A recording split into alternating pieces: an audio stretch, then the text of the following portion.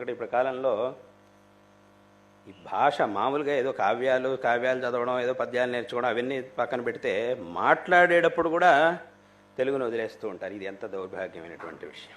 ఎందుకు ఇలా చేయడం? నేనేమో కొంతమంది తిడుతూ ఉంటాను, కొంతమంది నా దగ్గరకు వచ్చినప్పుడు అంటూ ఉంటారు, కొంతమంది వచ్చినప్పుడు నా దగ్గరకు వచ్చినప్పుడు అంటారు, నేను వాళ్ళని తిడతాను, ఎందుకే ఇలా అనవసరంగా ఇలా మాట్లాడడం ఎందుకు, తెలుగులోనే చెప్పచ్చుగా ఆ పదాన్ని కూడా. నా దగ్గరకు వచ్చినప్పుడు మా ఫాదర్కి షష్ఠి గుర్తు వస్తుందండి, ఎందుకు ఫాదర్ అని ఎందుకు అనడం? అనుకో, సరే అనుకో, నీకు ఇంగ్లీష్ వచ్చని నా దగ్గర ప్రదర్శన చేయక్కర్లేదు.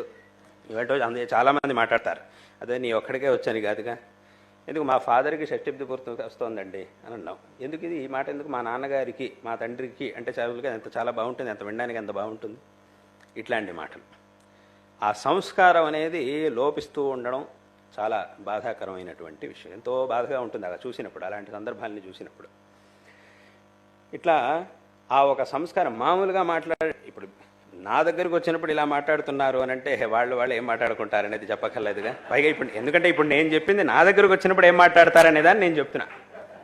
అది పైగా ఇదివరకటి కాలంలో పెద్దవాళ్ళు పిల్లలకి మంచి సంస్కారం నేర్పించేవారు. ఇంట్లో ఎలా ఉండాలి, దేవుడి గదికి ఎలా ఉండాలి, దేవుడి దగ్గర ఎలా ఉండాలి, గురువుల దగ్గర ఎలా ఉండాలి, పెద్దవాళ్ళ దగ్గర ఎలా ఉండాలి, ఏదో గుడికి వెళ్ళినప్పుడు, క్షేత్రానికి వెళ్ళినప్పుడు అక్కడ ఎలా ఉండాలి, గురువు స్థానానికి వెళ్ళినప్పుడు ఎలా ఉండాలి, ఇవన్నీ నేర్పిస్తూ ఉండేవాళ్ళు. ఇప్పుడు అదంతా ఏమీ లేదు.